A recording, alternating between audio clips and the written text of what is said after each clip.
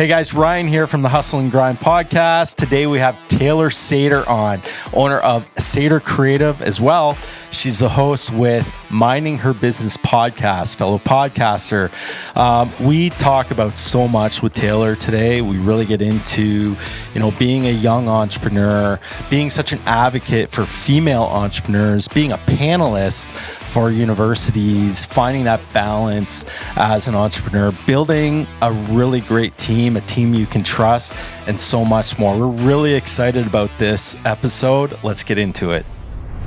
Taylor Sater, thank you for coming on our podcast. Super excited. We're super excited to have you here because there's so much we want to get into with you. You're kind of on the same journey as us, having your own podcast. We can get into that, get into your business, being a young, upcoming, kick-ass entrepreneur. So much we want to get into this with you, but thank you so much for coming on. Thank you so much for having me. I'm really excited to be on the opposite side of this. Yes, for the podcast. Yeah, how does that feel? I don't have you been a guest yet, Scott, on a podcast? I don't think I have. A couple years ago, but not quite like this. Yeah, I think I interviewed on a podcast once that just never got aired. I think it was I don't know if it was me or probably no. We've talked about it before. Yeah, when you're starting out and doing any sort of project business, consistency really matters, right? Mm-hmm. And this guy, had plans to start a pod, and his whole thing was to have recorded maybe a season's worth of episodes before he went live, and I just don't think he ever took it live. But like how often does that happen, right? I'm sure. With the three of us here, four of us, including Alex, knows how hard it is, right? To the title of our thing, Hustle and Grind. It's a fucking grind, right? Yeah. So, so Taylor, I don't know. Let's get right into that. I'm curious about that. Okay. Your journey of starting a podcast. You're on this side of it now as a guest. What for you? Why a podcast? So I started a marketing agency, and we can get into that a little bit later. Absolutely. But a big part of my 5 and 10 year plan, which you were just briefly talking about earlier before we started, is I have plans, and I do want to get into coaching at some point. But I need some years, obviously, and experience under my belt before I can do that, and also I feel like establish myself as an expert within my industry. I thought this was a great opportunity, and I also have built such incredible connections with my guests so far. They're great. They have great stories to tell, and one of them I actually have a consult with to do their marketing on Excellent. Fridays. So there you go. That's not the reason why I did it, was to get clients, obviously. But I mean, that's a great add-on. I'm not going to complain about that. Yeah. But yeah, it was mostly just to build my personal brand, establish myself as an expert, and build those connections within our community. And it's been going really well so far. Well, there's a lot of people. I don't know about you guys, but I have a lot of people being like, still aren't really understanding what a podcast is, which I'm like, how do you not know? But okay, I'll take the time. And then I have so many people, I don't know about you guys, but saying like, how do you monetize that? What are you doing? Is it a business? Is it a side gig? And I'm like, it's kind of all of the above, right? There's so many ways that we're discovering that you can monetize, but we do talk about consistency. And I mean, we're in here every Wednesday grinding it out. You're definitely being consistent with yours. So I'm curious about that too, is the intentions for you going into it, was it to really kind of monetize or really just build your brand and like you said, be an expert in that space? Right now, it's obviously an expense. Yeah. What's also great about it, too, is it's produced by Sater Creative, because Keith is our photographer and videographer. And I asked him, too. He was the one that actually, explained that to me, too. I was like, hey, do you want me to tag you in all this stuff? And he's like, well, I mean, you should be tagging Sater Creative. He doesn't work for us, but you know what I mean? We work together. And so it's produced by Sater Creative. And I'm like, incredible. So that's great for us. And then it also... I would just be happy if we can break even. Yeah. If we can get a sponsorship and just break even on the cost, I would be more than happy. I mean, again, if you can profit from it, who doesn't want to make money? but that's not my goal going into it. I've always looked at it and I understood this would be an expense. Down the road, if I can, get a couple sponsors here and there so that I don't have to give that upfront cost, that's great. Just because obviously I'm still building my business and funds are fairly limited. They're allocated, right? Yeah, like exactly. you've got stuff that your funds are dedicated to, and it's not like there's an endless pot that you can just dip into when you need it. And I think what you're saying there, and kind of reminds me of course, because we're doing the same kind of thing. The monetization piece it's so easy to get caught up. You get the Joe Rogans of the world, right? The guy's, brilliant at what he does. His conversations are 3-4 hours long. The guy's rolling in dough. It's not like he's short on cash to produce an episode. Yeah. But, in the beginning, he's obviously one of the, podcast founders, before podcasts were a thing, even though there's still a lot of people who don't listen to podcasts, like you said. Yeah. But if you have some intention to bring value to the community, right, which it sounds like, kind of we're both on that same path, that shit will eventually happen. It will. It's inevitable. You're going to find some niche little business that just fits in alignment with what you're doing, who's going to want to support you and who wants to grow their business and their audience, and there's going to be a fit there. And I think that's really, at least from our perspective that we've talked about, it's like we can just have good, interesting conversations, Absolutely, and try to bring some value to the community. I just had Courtney from Lost Cycle on our last episode, and it aired on Tuesday, which was a couple days ago, and it was yesterday. Yeah, it was yesterday. Because I saw that. I was so that was a great one. I cried while I was editing it. She did so well, and seeing the overwhelming amount of love that the people in her circle were giving her and commenting like, this was so vulnerable, this was so beautiful, warmed my heart that I don't take any credit for being able to share her story, because she was the one that did it and was able to be so vulnerable and made it so amazing. But I'm just so happy that she was on our podcast and we got to give her a voice a little bit that she probably wouldn't have just put a camera in front of and hey, this is my story. So I'm really, really happy and seeing the reaction from people, whether it's in my circle or their circle, the positive reaction it's incredible. Yeah. That's the reward, right? It's not it's not a financial reward because we're not getting paid. But knowing that, you provided that platform for her to share her story, and that it's going to help somebody out there, right? Somebody else can learn something from that. And then that's really, I think, what it's all about. And at the end of the day, we're all in business. Attention is the new currency these days, right? Yes. So when you have a business and you're trying to grow it, maybe not pod might not be for everybody, but how are you grabbing the attention of your prospects, of your client base, of the people that you want to reach in your business, right? And I think that's maybe something that, would be valuable for our listeners to think about. It's okay, well, what attention do I have? Do I have any attention? And which I'm consider myself somewhat tech savvy. I was just a kid in high school before really the tech boom really even happened. So I kind of, we're that one generation who grew up without cell phones. Yeah.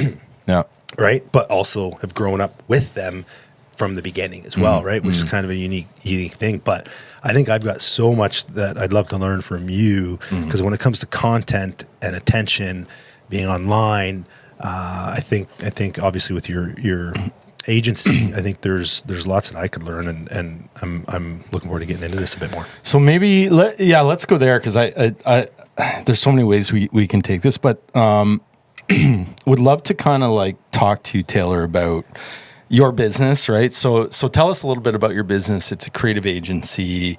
You're this really awesome, content creator.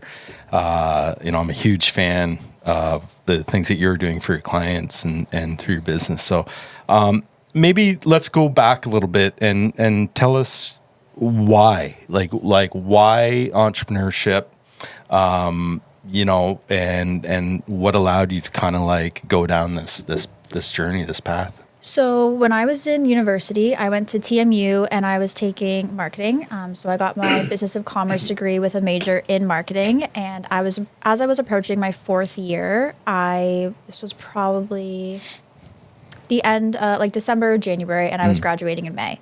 I had been with my boyfriend for a little bit, and throughout university, I'd been serving to, pay the bills and all that Sure. stuff. It's flexible with school, but I was serving at a bar.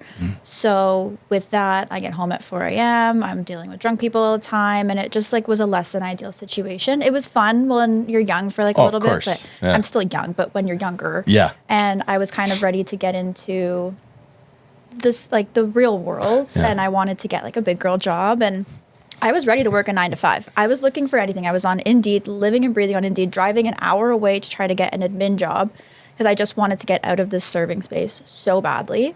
And nobody would take me because I didn't have my degree yet. So I graduated in May, and I'm like, well, I'm on track to get my degree, but it doesn't really mean much unless you have it, or at least say you have it. Yeah. So nobody took me, whatever. So I was like, you know what? I kind of like the social media thing. I can go forward or backwards a little bit. In my third year, my boyfriend has a hockey school, Prolific Hockey, and to try to impress him, he had a winter skate, and so I was like, let me make you a graphic that you can put on social media. So he wasn't your boyfriend at the time. No. Oh, this is how I won him over. Nice. Oh, this gets interesting. I love this. Okay, yeah. So Tell us more, trying please. to impress him. I was like, no, like I got it. So I went on Canva, looked for a template, changed the words, put their logo in. He's so impressed. Nice. I went on job. Canva, changed the word.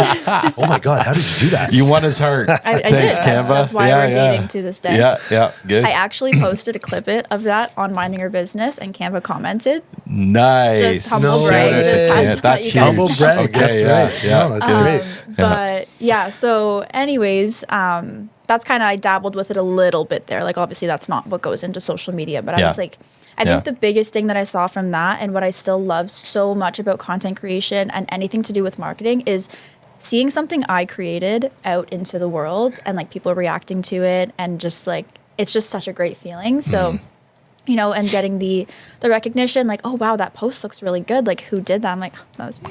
Just saying. Just saying. So thankfully, I have a lot of fellow entrepreneurs in my close circle. So I was reaching out to them, and I'm like, hey, can I do your social media for free? Like, can I just like dabble with it? It was probably awful at the time, but they let me do it, and I was playing around. And then I went on Wix, and I made a very basic templated website, and I was calling it Satyr Socials at the time. So we can get into this too. I've rebranded probably 10 times. Let's definitely get into that, because that's an important part of the journey. Oh, absolutely. And I'm sure everyone is sick of seeing our rebrands. We just did a slight rebrand, but I didn't even announce it. I just changed stuff. I'm like, you guys are sick of it. I'm sick of it. We'll just change it. We're not going to talk about it. No, we're not going to talk about it. Just, you can see it.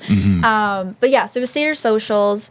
And then I posted about it on my personal account. And then I'll just tell my story a little bit. No, please do. This is awesome. This is gold. I promise you. So then a girl reached out to me on my social media and said, hey, this is so great what you're doing. I'd love to meet for a drink and an appetizer and chat about it.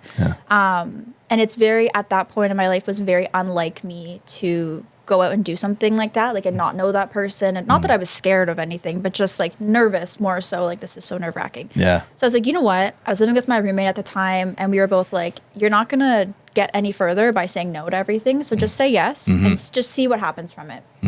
So I go to this meeting, whatever, drinks and apps. Yeah. And she wanted to partner with me. And I was like, oh my goodness, like I don't even know what I'm doing at the time. Like, this is so great. And I talked to a couple people, and they're like, well, in a partnership, you can grow faster and all this stuff. So I'm like, okay. Didn't know her. First mistake. And nothing bad about her. Just some people don't work out, and that's completely fine. Scott and I have been down that road 100%. With businesses that don't work out, even with friends, family. Hey, exactly. You don't know until you know. Exactly. And I feel like you should know that person a little more than I did. And it ended up not working out, and that was a really, really tough conversation that I had to have. And I grew from it. And since then, we were the Satyr agency, or we were Satyr the agency, and then we were the Satyr agency, and then we were just Satyr, and now we're Satyr Creative. But still, people call us Satyr. I feel like Satyr Creative, but you can give it that little nickname of Satyr. Yeah. Cool. Yeah. There's a couple things before we get too far there. Yeah. And what I love, and again, I don't think enough folks starting out, especially in the digital world, in the digital creative world, you did it for free. I wrote that down too. You did it for free. Yep. Like, you know, so many of us, and I'm guilty as charged, are looking for the paycheck. What's the payoff? How do I get ROI? How do I get the return on this? And, you know, you were humble enough to admit, you know, you're kind of you're new. You're not an expert quite yet. You've got some stuff to learn. Oh, yeah. Well, shit, then why not take a shot here and just offer some of my services for free? Because those are reps, right? Oh, yeah. You're taking reps. You're learning as you go.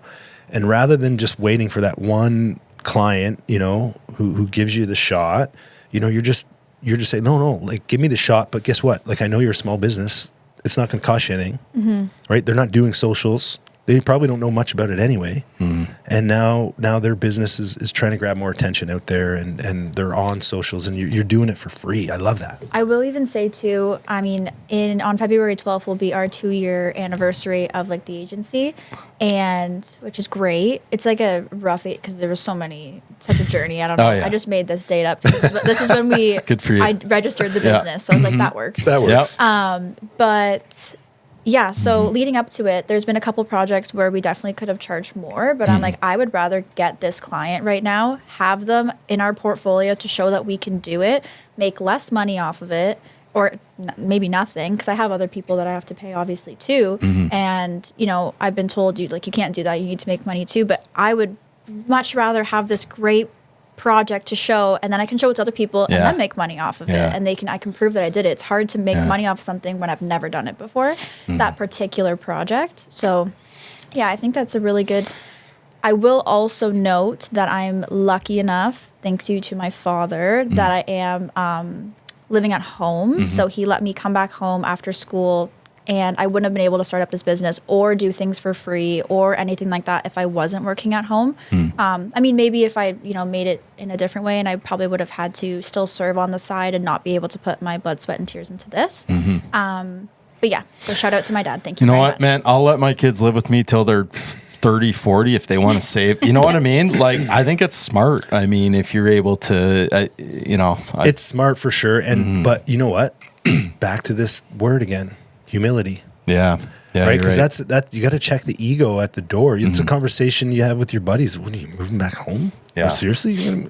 But you know, big picture thinking, you know, yes, you could have done some serving on the side to support yourself to pay for some rent, but would you have been able to invest the time to get you to where you are now? You're 2 years in. Would you have gotten that far? Would you have gotten 2 years in and been able to, you know, land some of those clients to kind of continue to grow your business, right? I definitely don't think so. And, you know, it's also, like you said, humility. It's a little bit, you know, to do business with people, these grown adults that I'm doing business with, and I'm going home to my dad's house, like I do get some imposter syndrome, and I'm like, oh my God, I'm a child, like all this stuff. So that's also in the back of your head a little bit. But you know what? I know a lot of other people who are older than me that are living at home due to the economy, and school's so expensive and all this stuff. So, you know, as long as I can get the work done, I feel like people don't really care where I live, hopefully. Well, no, and if they do, screw them. Because, you know, their head isn't in the right place. Like, it's only, I think, in the West where this is a foreign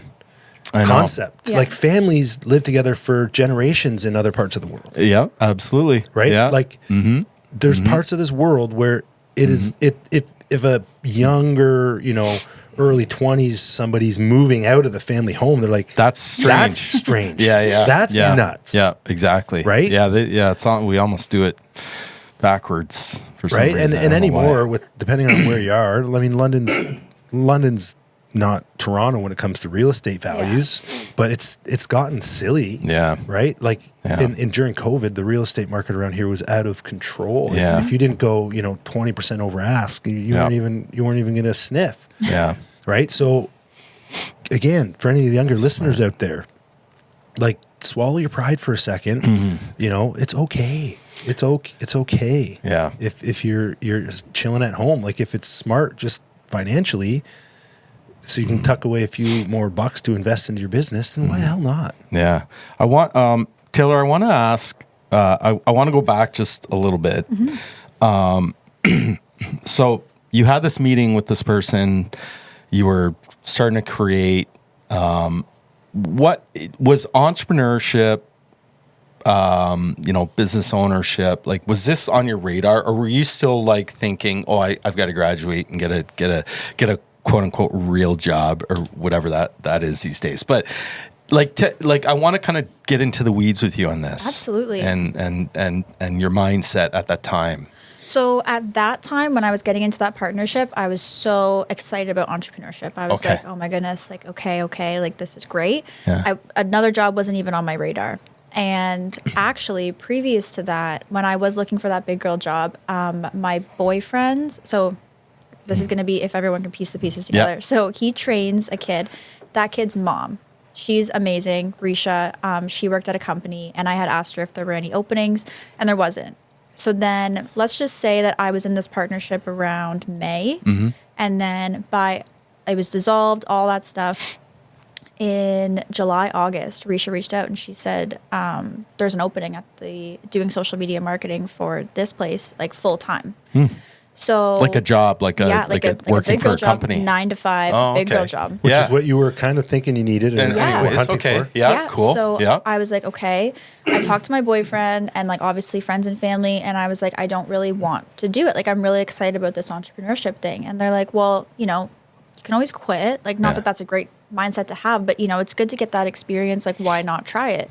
So I did. I worked there for 7 months, and I was doing the Seder stuff on the side, like, after hours and all that stuff. And I think it's also a big reason why I'm trying to hustle and grind. There it is. So much right now is because I don't think I would ever want to go back to the 9 to 5. Only because it was honestly, there's so many interworkings of that business that I use in mine, like the tech stack, everything. Like, I learned so much, and they do a great job with what they do.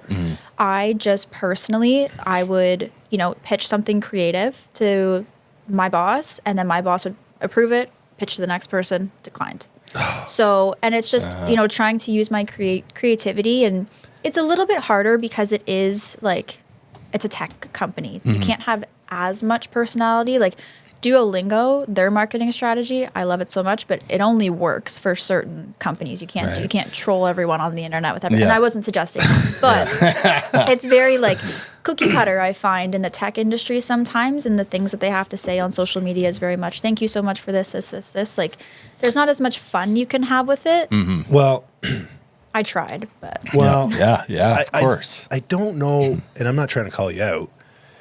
It's not you, it's them, right? Like, I don't think there's a rule that says you can't have fun with it. No. It's just the cats who are making the calls are too stuffy. 100%. Right? They're too, they have too much gray hair, right? They don't really understand the social media game. Like, they don't. They know it's there. They've seen it. They're on it.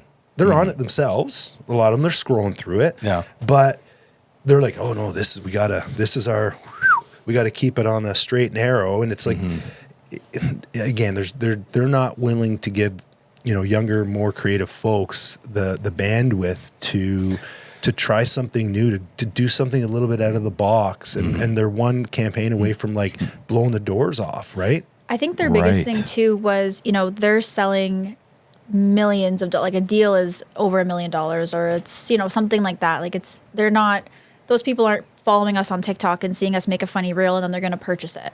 So that's where their head was at. But they have so many end users, and it was a learning software for in the workspace. So for, like, if you work at Kelsey's, you have to do this gamification thing, and then it's your training through gamification. Yeah. And their end users were unhappy with the product. So maybe let's build some brand recognition and build this better rapport with your end users. Yes, they're not the decision makers, but wouldn't you rather have people like your software and, like, think this is funny and all that stuff and enjoy it, rather than saying all these bad things about it? Like, I understand it's not hurting them to make the content, though. It's not making them look bad having the funny content, whether it's going to get you $1 million deal or not. Like, I think you just have to, like, brand awareness and stuff. It's so much more important, whether it's strictly correlated to ROI or not. Like, it works in other ways, and it's so important. And they have a hard time seeing the balance sheet, right? Because it's not a straight line. So you're investing the money in having, like a marketing team that dabbles in socials or whatever, but they're looking for, like, the email conversion rate. Like how many of these emails generated a purchase, right? And this more direct conversion. And I still have a hard time understanding this myself when it comes to content creation and social media, because there's a lot of intangibles there, I think. But I can imagine for you as a creative, every time you bring an idea you're excited about, your direct supervisor gets excited about it, and you're feeling like, and then all of a sudden it's like, meow, meow. And like how many damn times can you do that before you're like, I'm out, I'm out, right? So again, like if you're listening and you have a business and you're an old stuffy, like just let the air out a little bit, man, and trust some of these younger folks in your business who have the passion, energy, creativity to think outside of the box. And again, I just think there's something there, man. So this is a good segue into something that I've been waiting to talk to you about.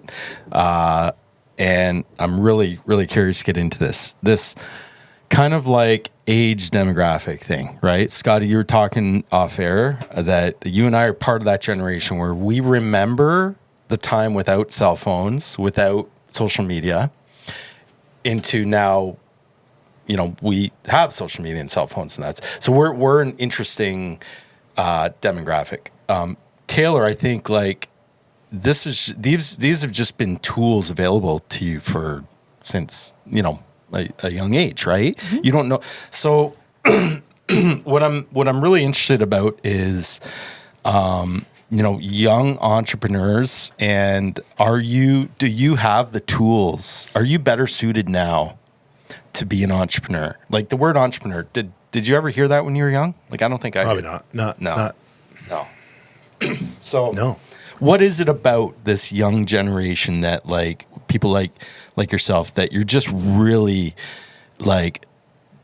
really embracing this entrepreneurship, role or ecosystem?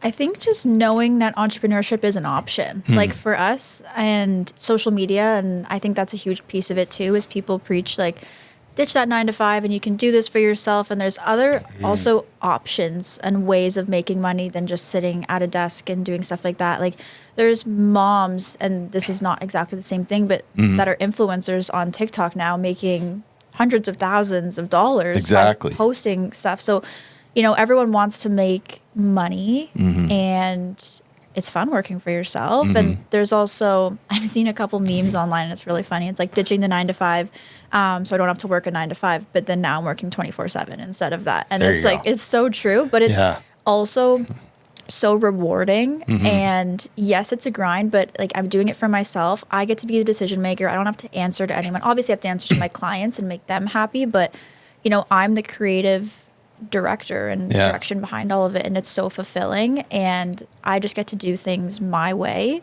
Another thing I also wanted to talk about that kind of in the same space is we have one of the girls that works with me, for me, whatever, they all work with me at this point. Okay. And they're the best. And she went to Ivy.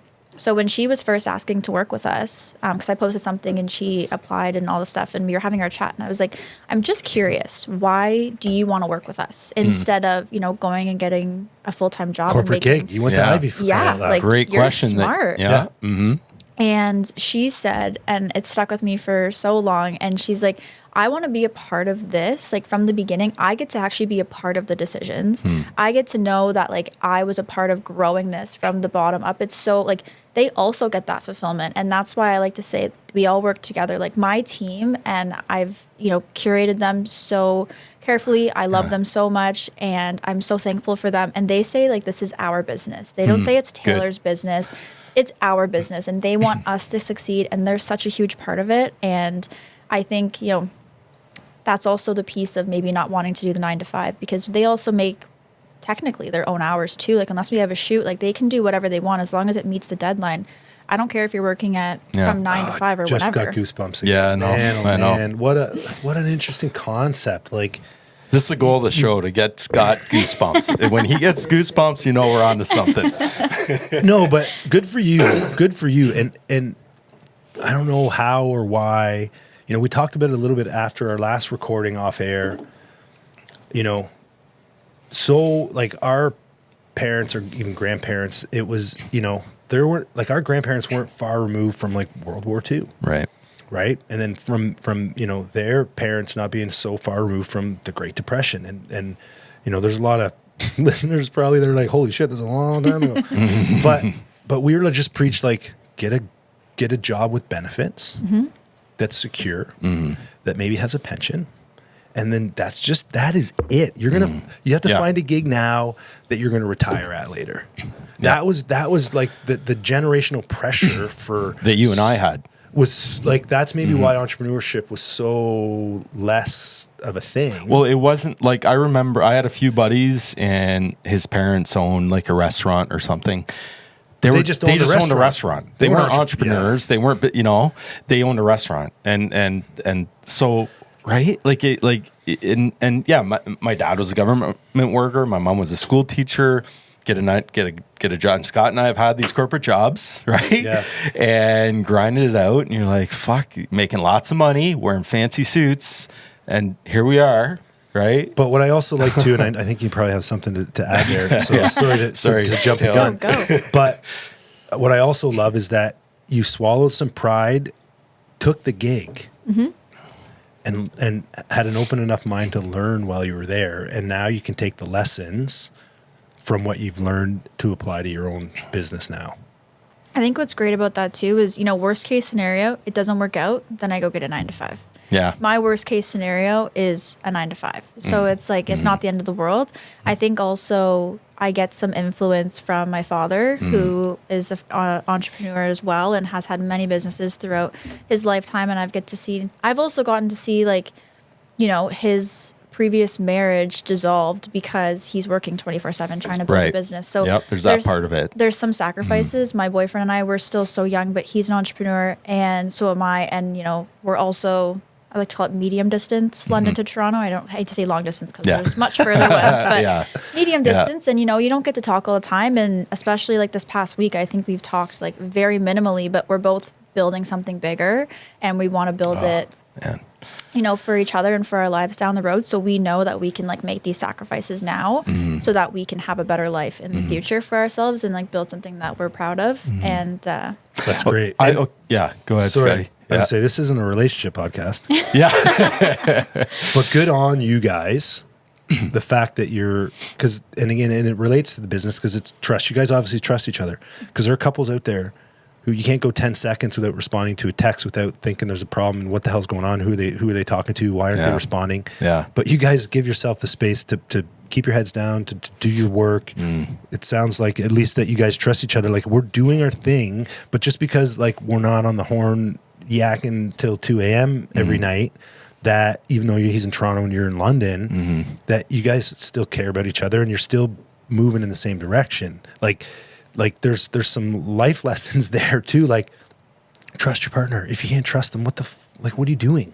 it's taken a second to get there though. I will know. Yes. I will know in the beginning, like, you know, coming from a toxic, I think we both came from toxic relationships previously. So there's like a little bit of learning and growing, but you know, I truly do not get worried when he goes out. Like if he goes out with the boys or something, like sometimes it's a little bit annoying if I don't hear from him all night, sure. But I'm not worried that he's cheating on me or doing anything bad. I'm just like, well, I want to talk to you. Like, why don't you want to talk to me? Like, but we've kind of gotten to that point now. And I think it's taken me, I mean, we're coming up to 3 years on February 1st. So it's like taken us a while. Like, it's been good though. I think but you're getting there. Yeah. The communication lines are open. Yeah. Right. And so again, trust isn't given, it's earned, right? 100%. And same in business. So good on you guys, and the fact that you guys are both entrepreneurs, that's cool too, right? In you itself. can respect each other's goals and aspirations and not be in conflict with each other because of it. Yeah. Okay, so I want to go back into this a little bit deeper with you. You know, your dad being an entrepreneur, I know your dad really well, and the things he's done, he's doing, just like awesome dude. So, you know, you had maybe the advantage of seeing that growing up, the challenges, obviously, the heartbreak, but then the wins and that sort of thing. Do you think that, and I think about this a lot because, you know, and, you know, with my kids, I'm like, I don't know that these 9 to 5 jobs are going to exist for my kids. Like as an accountant and a lawyer and my daughter, 15 years old, wants to be, a doctor, a brain surgeon. Good for her. But yeah, good for her. But I also think like there's a world of entrepreneurship that exists to her that she doesn't even know because she's not learning about this in school right now. Mm-hmm. So, and this is my own thing, and I'm not going to go too deep into this, but was there ever talk or was there ever in school or whatever? And I'm curious because there wasn't for us, but like, were there courses you could take about entrepreneurship in high school? Did any of your teachers talk about this, or was this even a thing for you to learn this path of entrepreneurship, or did you just learn it through your dad? High school, I don't think so. No, I don't think I learned through high school.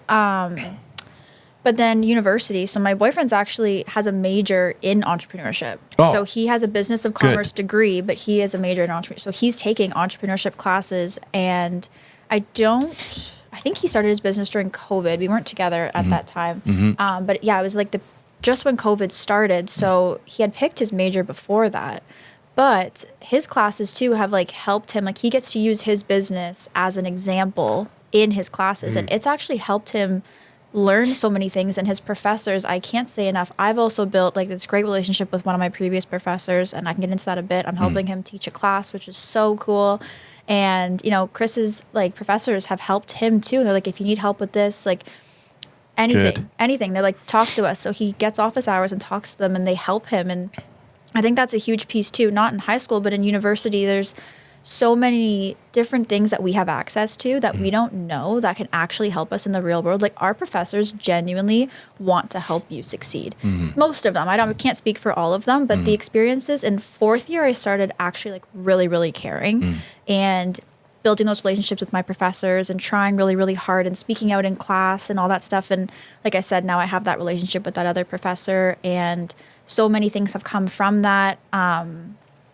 It's great, honestly. And yeah, he gets the access to those resources. And I didn't know about the like other resources that he has access to that I didn't even know. I would have utilized them too. So, and I can imagine if I'm a professor and you're Ryan, and I don't think we've talked about this on the pod, but you teach at Fanshawe. Yeah, I teach at Fanshawe. I teach marketing, and I do teach an entrepreneurship course. I mean, it's not as in depth as what your boyfriend would go through or whatever, but it gives them a little bit of insight into. Well, and tell me then, if you have a student who's super engaged, right, and is showing actual genuine interest and has a passion for what they're trying to learn, you're going to pour that back into them. Yeah. Right? 100%. They're going to get more out of you if you're getting something out of them. And it sounds like same thing with Chris and obviously with the relationship with the professor you're referring to. Yeah. When they see somebody who's taking a genuine interest and isn't just there just for the credit.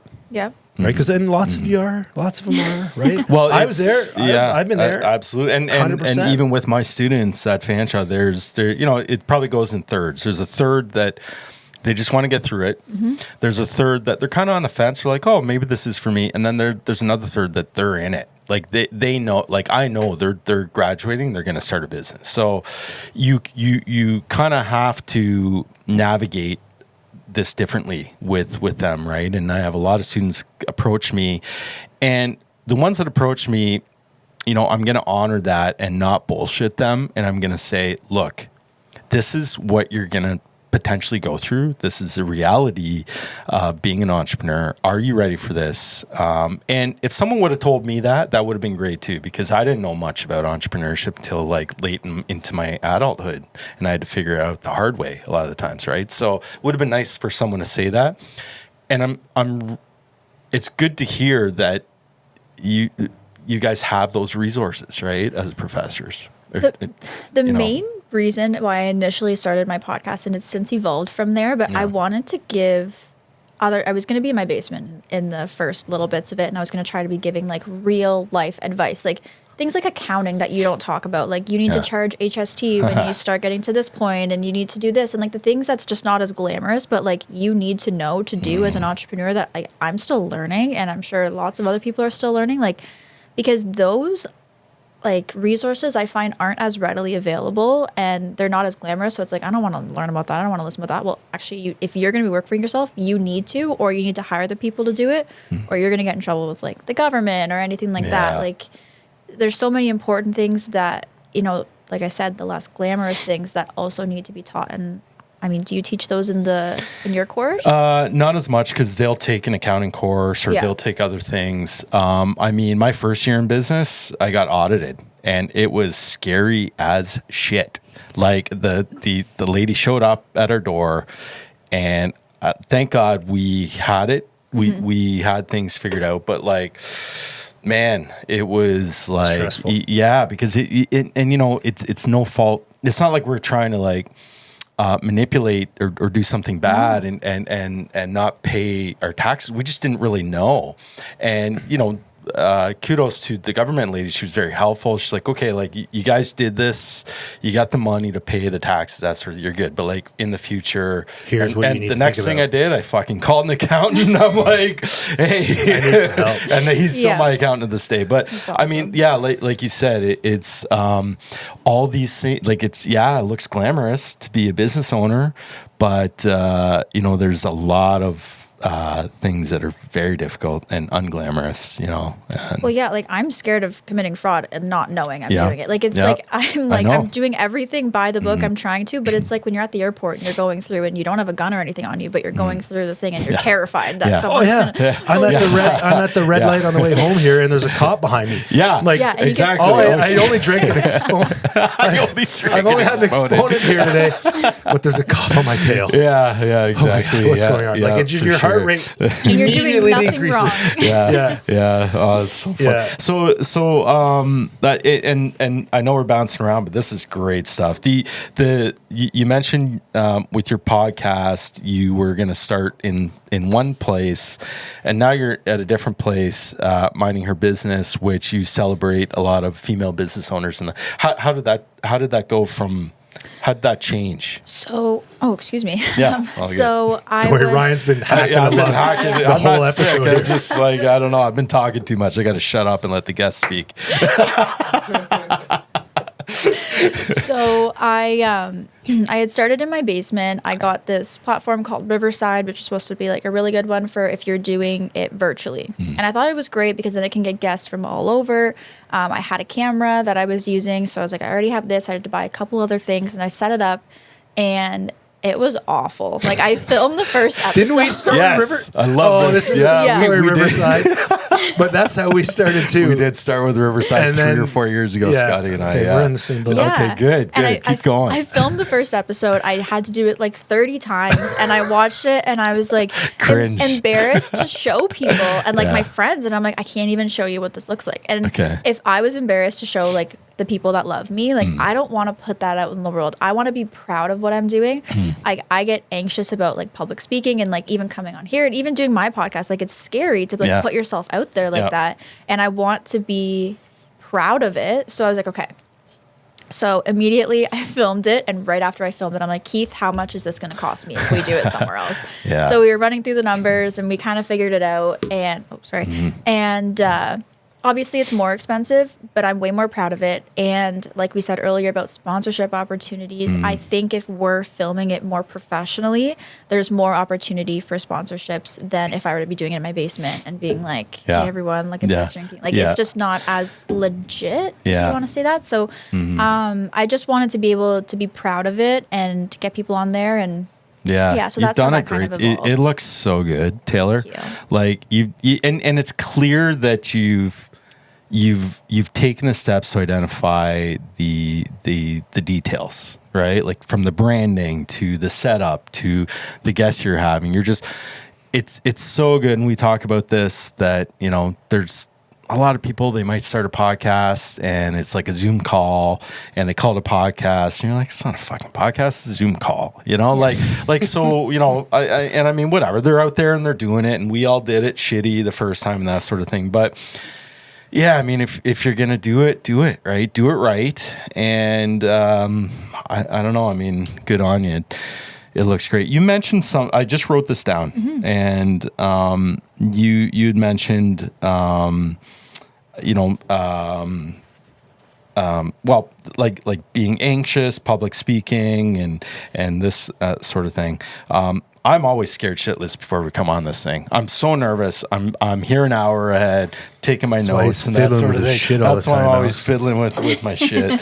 But then we get into it, and I'm in the zone, right? But do you think with entrepreneurship, this kind of introvert, extrovert sort of thing, can anyone, in your opinion, can anyone be a business owner? Like, do you need to be this extroverted life of the party, or can you be an introvert and be anxious and nervous before you go on a podcast and do it well? I don't think anyone can be a business owner, but I don't think that has to do with being an introvert or an extrovert. I think I'm a mixture. I can be extroverted sometimes, but I also did want to touch on this a little bit, and I'll answer your question and then I'll touch on it. Absolutely. But like, I get nervous doing things like coming onto the podcast. I'm nervous. And, before I do anything like publicly, I'm nervous, but I do it and then it ends up being good and like so many opportunities. So where I wanted to take that was I was asked to be a panelist I didn't even go to the University of Guelph, but she reached out to me and they had like this marketing conference to be a panelist there. So I was like, okay, wow. I know. So I was like, let's do it. So I did it. Good for you. Nerve-wracking, probably. Holy shit. They were so, I asked, you're going to laugh at me. I asked if Chris could come and be like moral support for me. And I was like, is it okay if I bring someone with me? And they're like, yeah, like, why? Yeah. And I'm like, just moral support. And they ate it up. They're like, oh my God, come sit here. So It's all good. It's so adorable. And it was great. I loved having him there. I got to look at him and like, it was good. Like just calming. Calmed you at times when you need And a I little. was actually a little bit nervous about that too, because Chris hasn't been like around when I've done anything like this. So I didn't know if I was going to be more nervous having him there, but it ended up bringing me a lot of comfort, thankfully. Yeah. But from there, what I wanted to say was there was a girl, Christelle, who works at the Small Business Center in Guelph, who had then reached out to me for an opportunity to be an advisor for the Small Business Center. So from that came an opportunity. Yes. And now I'm an advisor for them, and I'm teaching a workshop with them for the Small Business Center as a Amazing. supplementary source of income. And also from there, I have, from like posting on LinkedIn about being at the conference, I have 2 other panelist events lined up for the next 2 months. So Good for you. I'm That's super really nervous, awesome. Yeah. super scared, but Yeah. I'm going to do it. And, who knows what opportunities are going to come from that. And I feel like as a young entrepreneur trying to get my name out there, trying to get my brand out there, you have to just say yes. Yes. And go for it and be scared. And, hopefully it works out. And there's truthfully not that many bad things that could come from it. Like maybe you don't get another opportunity like that from it, but at least you said you did it and you can try it out and see if it's for you. And if it's not, then it's not. But Reps. It's Yeah. all reps. Yeah, it is reps. I think back, I used to be scared shitless speaking in front of people. And at some point after doing it a bunch of times, I'm like, nothing's going to happen if I fuck up. Like, who cares? Like, but that takes a long time. That took me a long time to learn. Sounds like you're really you're challenging yourself early on this. With some intention, with right? some intention. Right? Because it would have been easy to say, oh, hell no. Yeah. Right? Like I'm still It's so new. Like, easy to why say do they no. want me as a panelist, right? You Oh, can have, 100%. we talked about that before. Like, Imposter syndrome. Which voice on which shoulder is in your ear Yeah. telling you, no, you got this. Like, challenge you. You'll be fine. Like, who knows what opportunities you get. But on the other side, it's like, damn, that's scary. Why would I do it? Think of how I could be embarrassed. I could say something wrong. I could, like. Yeah. Yeah. And the people at the event want to hear from you. Like they want to learn from you. And I didn't think I had anything of value to share. And the first thing the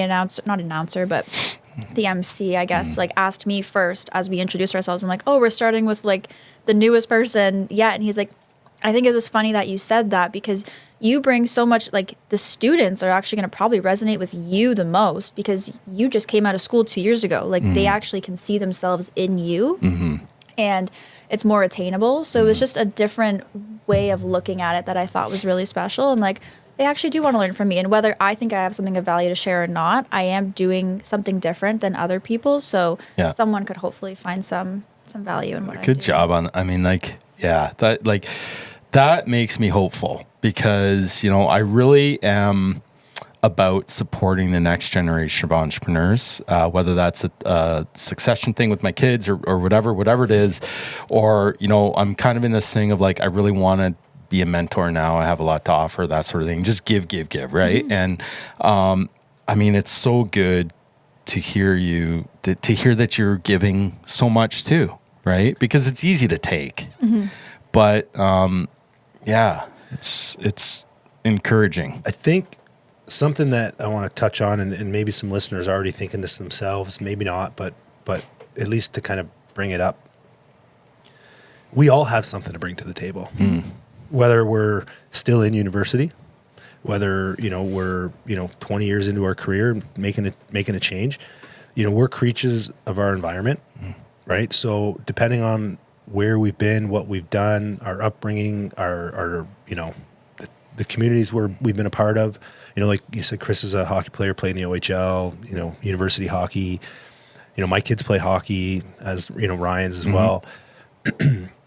And it's crazy. Like, I came back from a tournament this past weekend with my youngest in Toronto, the most elite 6-year-old hockey you could ever imagine. It's absolutely insane. And I'm driving back. I'm like, man, there's a kid on his team whose dad is a lawyer in New York. They fly in to play with this squad. Hockey is insane. Yeah. It's too much. It's too much. It's too much. And I'm trying not to get sucked in. And, I got 3 boys, so it's my 3rd lap now, right? As far as, going through this with my kids. It is insane, but I keep reminding myself not to get sucked into because you can go nutty in a hurry, like absolute nuttiness in a hurry. So as a parent, I'm thinking like, well, what environment do I want my kids to be a part of? But sport in general teaches you about life, right? So if you're thinking about entrepreneurship and maybe you're still in university or you're just fresh out, and you played a competitive sport. Man, you've got a lot to learn, to share based on what you've learned, right? Because sport will teach you something about yourself and about life. Not to make this whole podcast about Chris, because it seems like it is, but that just the Yeah, where's hockey, Chris obviously. when you need him? You'll Get have over to here, watch Chris. it. He's famous now.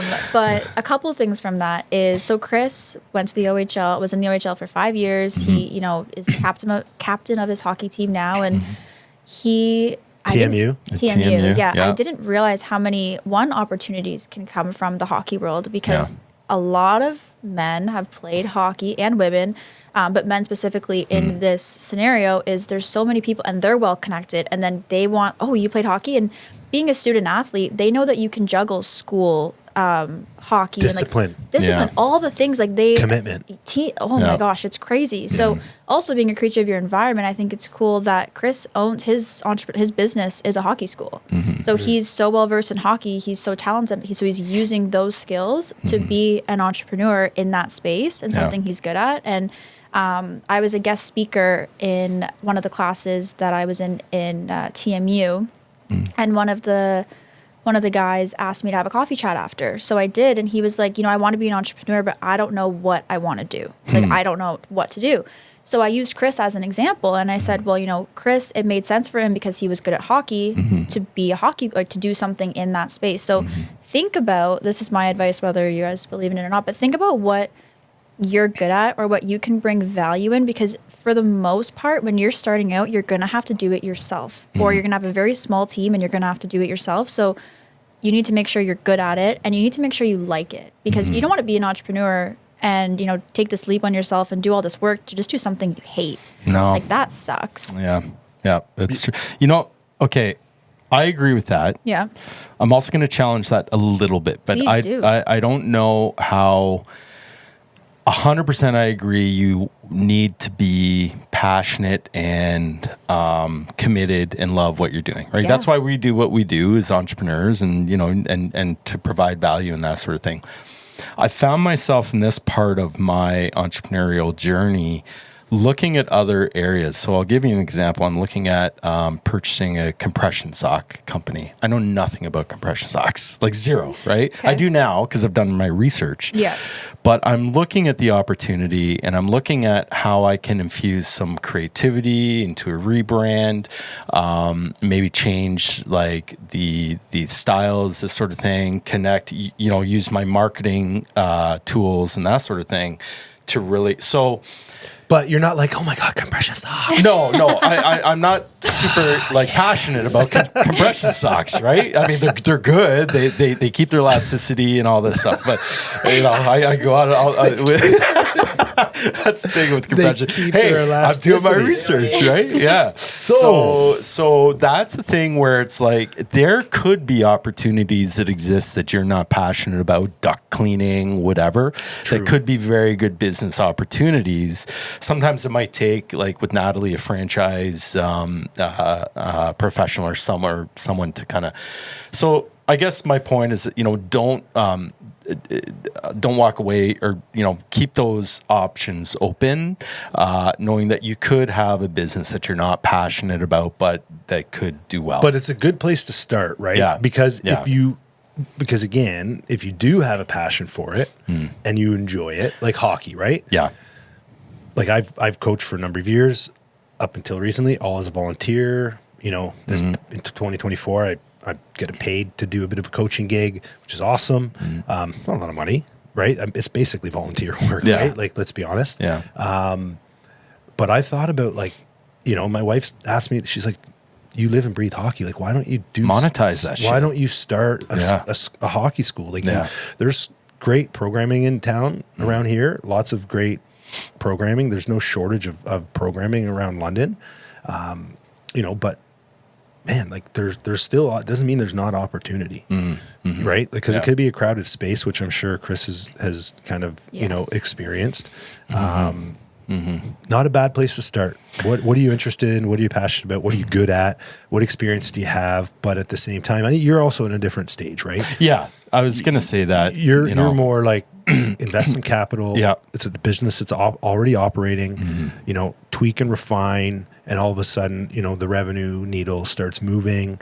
You don't have to like roll your sleeves up to be the operator necessarily. There's probably somebody competent there. So again, depending on what stage you're in as you're in your entrepreneurial journey, that might look a little different. So that was my challenge for your challenge-ish. Like, not really, but I think where my thought process is because for myself and for Chris, for example, for the startups, if you don't have a lot of capital to invest, you're going to have to do it yourself. So you have to be good at it. So I totally agree that if you're just going to buy a business and, you know, it's already operating, it's already established, and you can bring your expertise to that business and make it flourish, absolutely, it does not have to be something you're passionate about, but you're skilled in the marketing sense, so you can still bring something to that business. Take that, Ryan. Yeah. No, just kidding. No. Oh man. Yeah. No, but it's a good point. How dare I disagree with somebody? No, it's a good point. It's a good point. I'm just kidding. I know. But I mean, let's use your dad as an example, right? He, you know, starts a pickleball business, right? Because he got into the sport. He loved the sport. He's like, holy shit. And I mean, yeah, your dad's an absolute beast. But I mean, it's like, man, what he created. I'm sure a year ago, you talked pickleball to your dad, he'd be like, what the hell are you talking about? Absolutely. Yeah. But here he is creating like this. So yeah, I don't know, you know, I guess just, you know, keep the options open. Absolutely. Yeah. One thing that I want to touch on with you, Taylor, is personal branding. I really wanted to kind of get into this with you.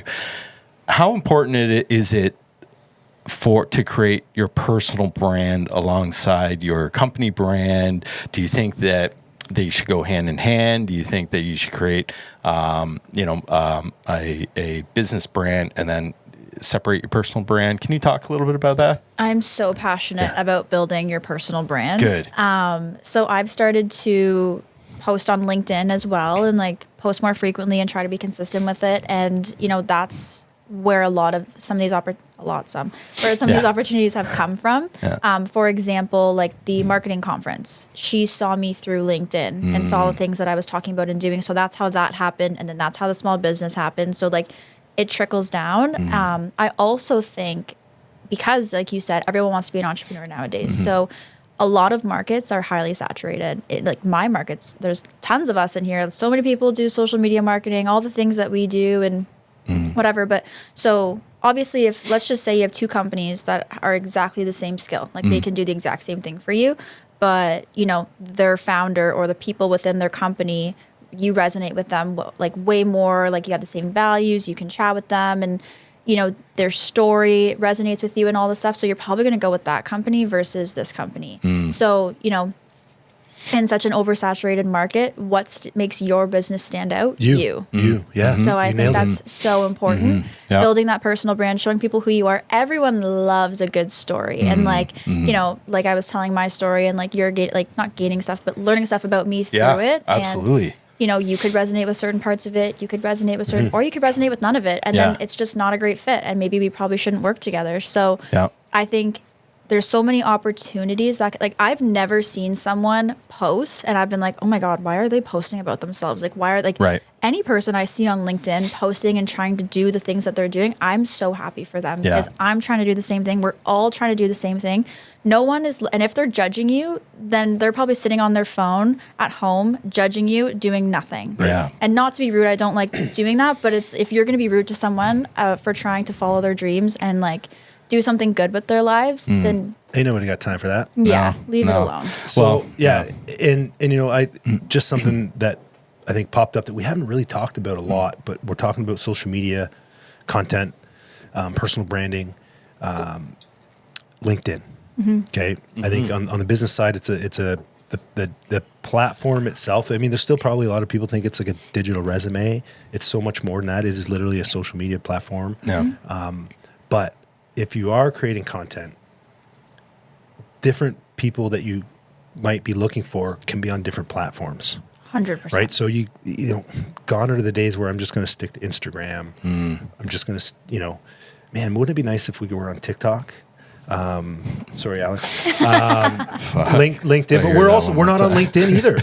We're not on LinkedIn. We're not on LinkedIn. You know, The podcast or yourselves? no, I'm on LinkedIn, but I'm not. I the got pod. hacked, so I'm not on LinkedIn right now.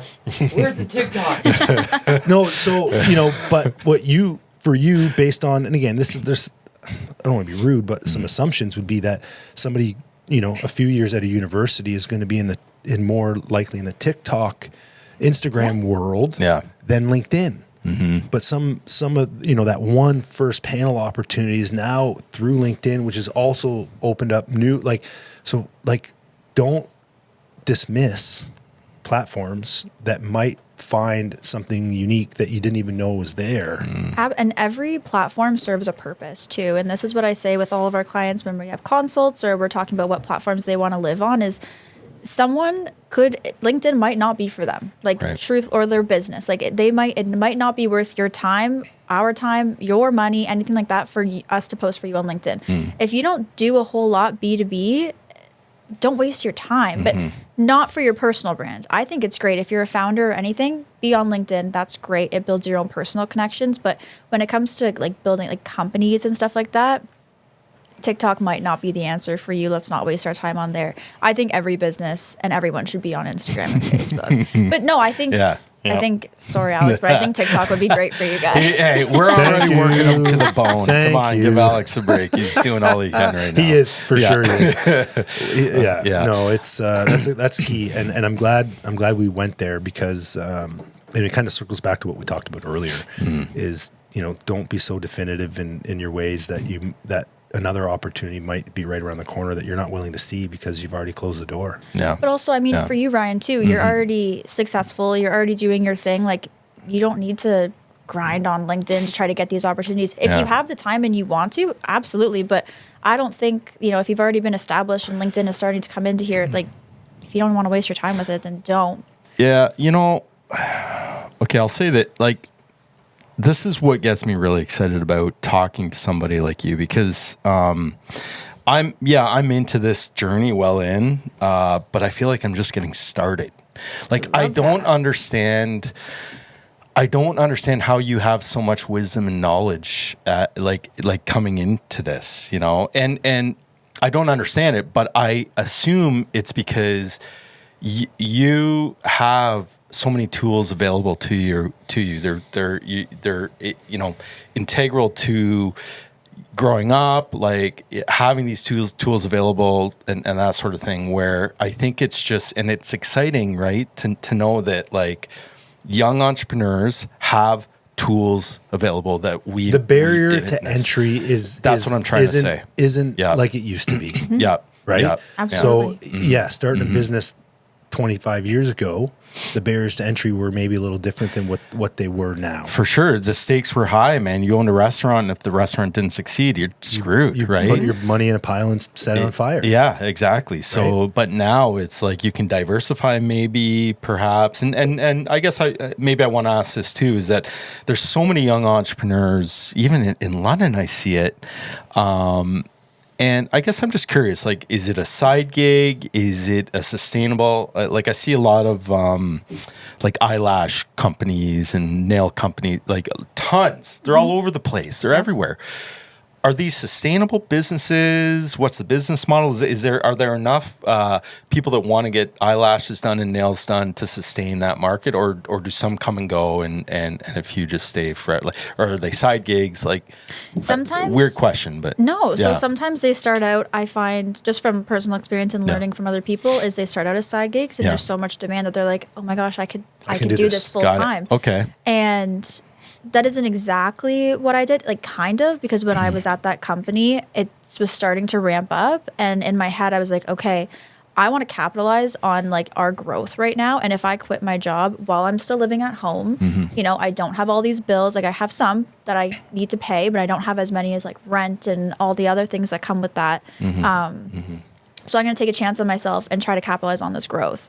And I couldn't do that while I had my 9 to 5. I would need to be at shoots. I was like, if I can put my full time into this, what can I build? And it's been the best decision I've ever made, personally. And yeah, so I think it depends on where they're at, when they're starting, what age they're starting, if they already have a job. But I think it's so great. I get so excited for people when they have a side gig and they're like, I'm going to do this full time now. I Yeah. have enough people Yeah. that I can do this full time now. And it's great. And you're taking a chance on yourself because, like you said, I mean, eyelashes, I used to get them all the time and then I stopped.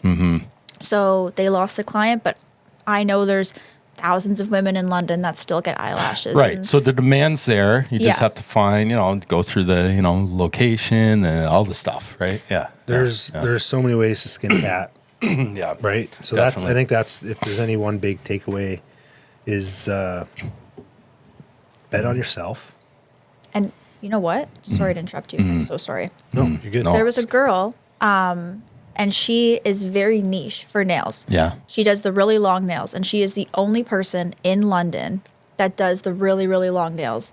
So she's got the whole market of people in London and like she has a niche. She doesn't do, I'm not sure if she doesn't do any short nails, Yeah. but she always posts She's the the long expert. nails, When That's it comes to cool. that. which is super cool. Yes. Yeah. So she's found a niche and she's kind of doubling down. Okay, there you Yeah. go, right? In an industry that's so saturated, you can still find these niches and this uniqueness that people are going to come to you and perhaps even charge premium. I'm gonna go with Absolutely. I'm going really big eyelashes now. Yeah. You look great in long eyelashes, Scott. This is by, right? It's not a passion of yours, but Yeah, there you go, right? Yeah, let's start an eyelash company, Scott. Let's see how long we last for, right? Coach, what's going on with Coach Wayne? Yeah.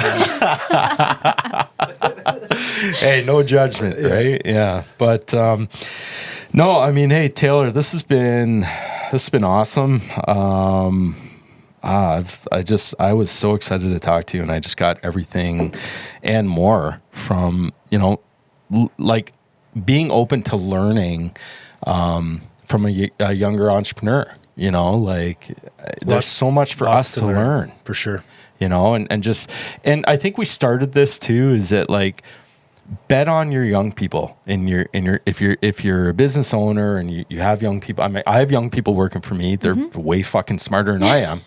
And I bet on that, like I trust them. I give them, a lot of autonomy.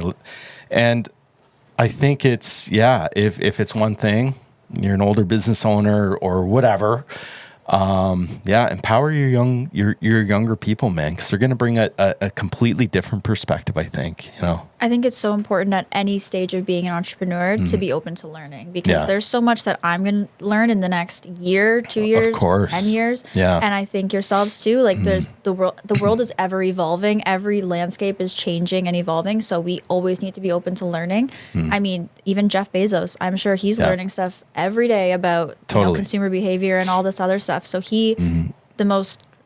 Elon Musk is the richest, but still, they're Yeah. both very successful. But I'm sure they're still learning stuff every single day. They're lifelong learners. Yeah. Scott, you talk about this all the time, right? Being a lifelong learner, right? Never stop learning. No, Yeah. I mean, it you know, there's this,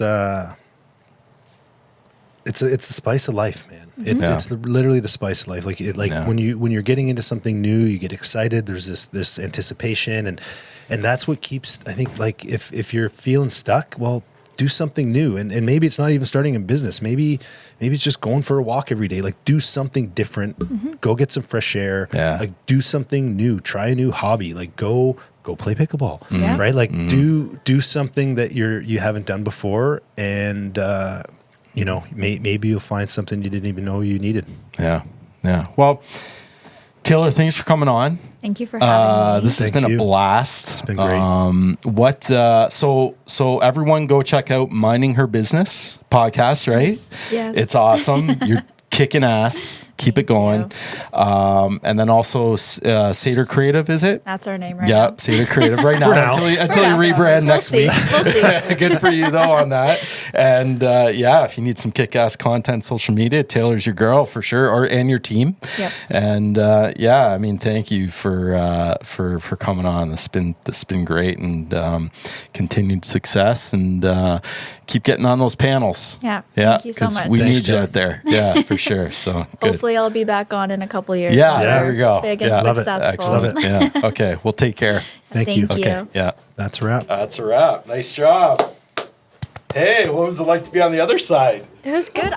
Another great episode. Thanks for joining us. Please support our podcast. By supporting us, you can go to YouTube, follow us on Facebook, Instagram, go to our website, hustleandgrindpod.com. That way you can go and you can apply to be a guest. Listen to us anywhere that you listen to your podcast, Spotify, Apple, all the channels. But we really appreciate your support. Keep listening. We have a lot of great episodes and a lot of great guests ready to go. We're going to keep coming hard at you here and digging into the hustle and grind of what it takes to be an entrepreneur and a business owner.